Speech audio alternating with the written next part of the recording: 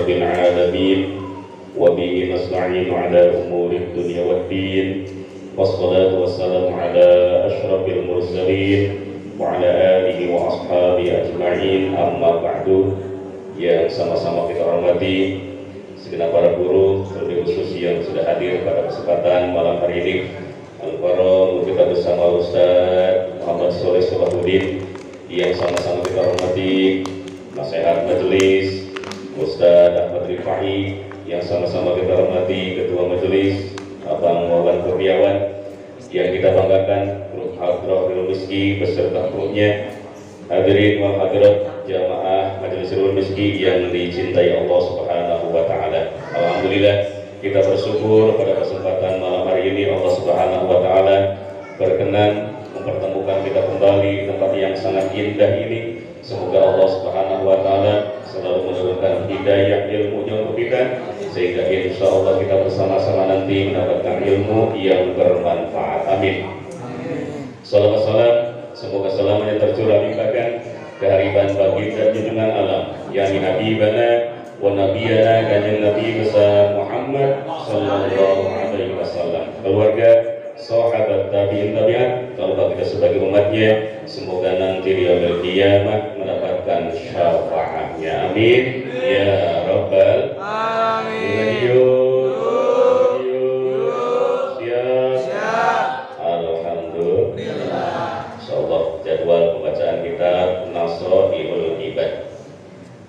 Bismillahirrahmanirrahim. Qala mu'allif hadzal kitab wal maqalatul khamisatu wal 'ishruna, maqalah yang ke-25. Qila, diucapkan atau dikatakan, al-mukirru, yang mengaku ditaksiri dengan gegabah, ai bil ajzi, yakni mengaku lemah, anit taati, dari taat kepada Allah, abadan selamanya, mahmudun, itu yang terpuji, wal yaqraru, dan yang mengaku ditaksiri dengan gegabah, alamatul qabuli, itu tanda diterima amalnya, li'annahu, karena sesungguhnya ia isyaratun, itu tanda atau isyarat ila adamil ujmi, pada tiadanya ujub atau tidak adanya ujub, wal kibri, dan takabur. Mas perhatikan, ini dalam taat menjalankan ibadah kepada Allah Subhanahu wa taala.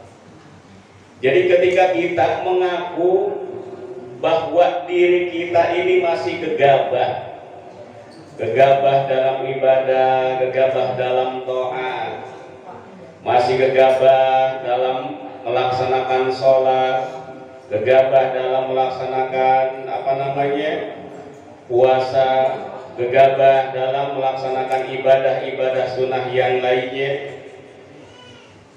Ketika kita mengaku terus-menerus bahwa diri kita ini gegabah, masih banyak kekurangan, maka itulah mahmudun, yang terpuji menurut Allah Subhanahu wa taala. Kenapa? Karena ketika kita mengaku bahwa diri kita masih banyak kekurangan, masih gegabah dalam ibadah, maka itu tanda diterima amalnya. Jadi ketika kita mengakui masih gegabah, mengakui masih banyak kekurangan dalam ibadah kepada Allah Subhanahu wa taala, maka itu perilaku yang terpuji menurut Allah, dan itu tanda bahwa amalnya insya Allah diterima oleh Allah Subhanahu wa taala. Kenapa? Karena itu isyarat tidak adanya ujub pada dirinya, tidak adanya takabur pada dirinya, tidak ada kesombongan dengan ibadahnya. Di dalam kitab Hikam dikatakan,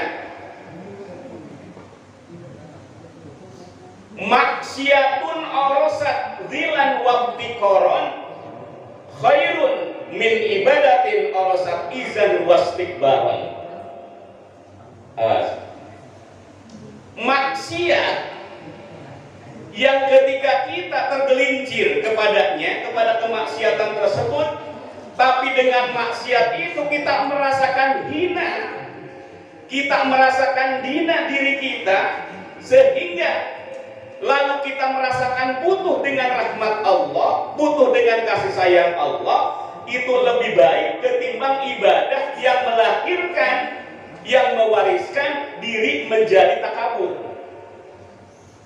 merasa diri paling rajin ibadah, merasa diri paling rajin tahajud, merasa diri paling rajin hadir di pengajian, sehingga merasa diri paling benar.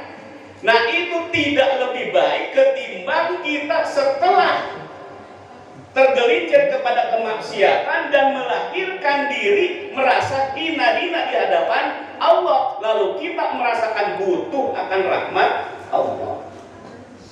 Maka hati-hati ketika kita sudah diberikan semangat oleh Allah rajin hadir di pengajian, lalu kita rajin melaksanakan apa yang sudah kita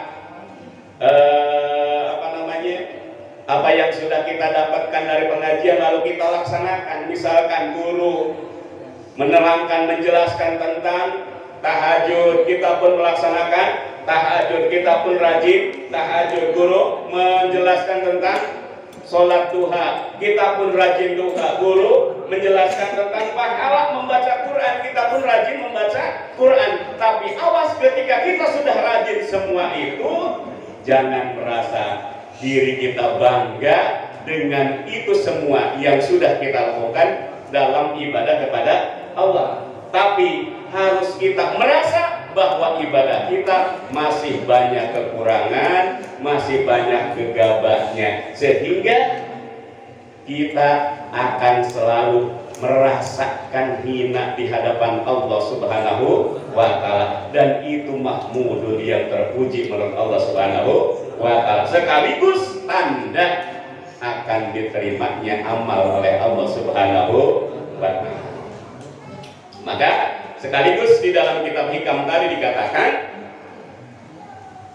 maksiat yang akhirnya melahirkan diri merasa hina-hina, lalu lahirlah rasa butuh akan rahmat dan kasih sayang Allah, itu lebih baik ketimbang ibadah yang melahirkan rasa bangga pada diri kita. Kenapa? Karena ketika lahir rasa bangga pada diri, maka itulah namanya datang penyakit hati yang disebut dengan takabur atau ujub, merasa diri lebih dari orang lain. Ya, ini pelajaran sufi, pelajaran tasawuf. Walaupun kita masih muda, ya sedikit demi sedikit kita bisa menata hati, supaya apa? Hati kita lebih bersih, lebih bening lagi. Jagalah hati, jangan kau kotori, jagalah hati, lentera hidup ini. Selalu setiap malam itu kita tawadu kepada Allah, kita merasakan hina di hadapan Allah, sebagaimana yang dicontohkan oleh siapa tuh? Ada siiran Abu Nawas, ya, Ilahi lasulil firdausi a'la wala aqwa ala naril jahimi fahabli taubatan waghfir dhunubi innaka ghafirul dzambil. Ini takarrubnya seorang hamba kepada Allah. pengakuan dirinya yang tidak pantas untuk masuk surga. Kenapa? Karena merasa dirinya ibadah masih gegabah, ibadah masih banyak kekurangan. Maka ilahi ya Tuhanku, lastu lil firdausi ahlan, aku tidak pantas untuk menjadi ahli surga. Tapi di balik itu wala aqwa ala nari jahimi, tapi kami pun, saya pun, hamba pun tidak akan kuat masuk neraka. Lalu apa yang kita inginkan? Fahabli taubatan, engkau menerima taubatku. Fahabli taubatan wafir dunubi, yang aku inginkan ampunkan segala dosa-dosaku dan juga terima segala taubatku. Kenapa? Karena otomatis ketika Allah menerima taubatan kita, menerima taubatan kita dan mengampunkan segala dosa-dosa kita, insya Allah dengan ridhonya Allah akan memasukkan kita ke dalam surga. Amin ya Allah ya Rabbal. Ini pengakuan hamba.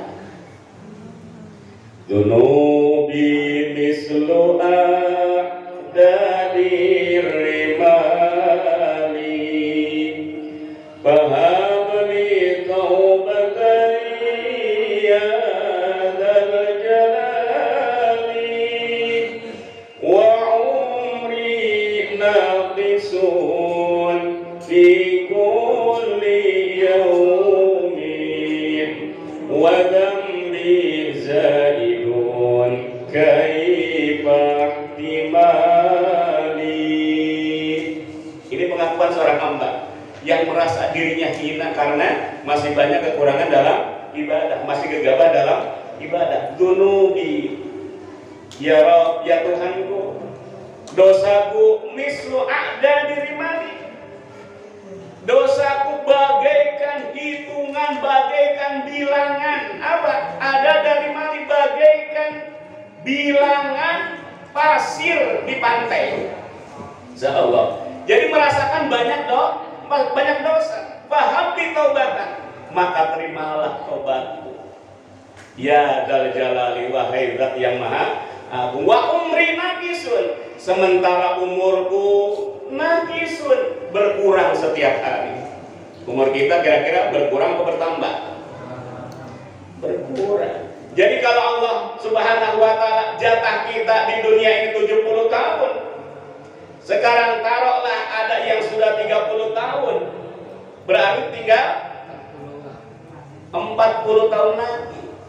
Semakin bertambah hari, semakin berkurang jatah umur kita hidup di dunia. Wa umri naqisun fi kulli yaumin, umurku, umur hamba berkurang setiap hari. Wa dzambi zaidun kaifa ihtimali, tetapi dosa-dosaku bertambah tiada tara. Jadi ini pengakuan seorang hamba yang banyak dosa, ibadahnya pun masih gegabah, ibadahnya pun masih banyak kekurangannya. Ini mesti dicontoh oleh kita. Supaya apa? Supaya hati kita tetap lembut, supaya hati kita tidak diserang oleh penyakit hati yang namanya ujub atau apalagi takabur, merasa diri paling besar, merasa diri paling suci, merasa diri paling pintar. Oleh karena itu, mari dengan pelajaran di dalam kitab Nasaihul Ibad ini yang berbunyi al-mukiru bitafsiri abadan mahmudun. Ketika kita mengakui kegegabahan kita dalam ibadah, mengakui gegabah kita dalam taat kepada Allah, maka itu mahmudun, yang terpuji dan alamat insya Allah diterima amal oleh Allah Subhanahu wa ta'ala. Maka yuk kita bersama-sama belajar untuk menata hati, jangan sampai hati terkena penyakit hati yang bernama ujub apalagi takabur. Maka walaupun kata orang pintar, jangan dirasa kita pintar. Walaupun kata orang alim, jangan dirasa kita alim. Walaupun kata orang kaya, jangan dirasa kita kaya. Kenapa? Semua milik Allah Subhanahu wa ta'ala. Kita hanya dititipin oleh Allah Subhanahu. Lillahi ma bis samawati wa ma fil ardh. Milik Allah yang ada di langit, milik Allah yang ada di bumi. Di tasnya apa? Kita bukan siapa-siapa, kita bukan apa-apa. Kenapa? Karena hakikat kita itu tiada. Yang hakikat ada hanyalah zat Allah Subhanahu wa ta'ala. Saja, mudah-mudahan sedikit yang dibaca dari kitab Nashaiul Ibad benar-benar menjadi nasihat untuk kita, dan kita pun benar-benar menjadi hamba Allah yang taat kepadanya. Amin ya Allah ya Rabbal alamin. Nanti dilanjutkan oleh guru kita para Ustaz Muhammad Shaleh Salahuddin. Semoga kita bersama-sama bisa menerima dan menjadikan ilmu yang bermanfaat. Amin ya Rabbal alamin.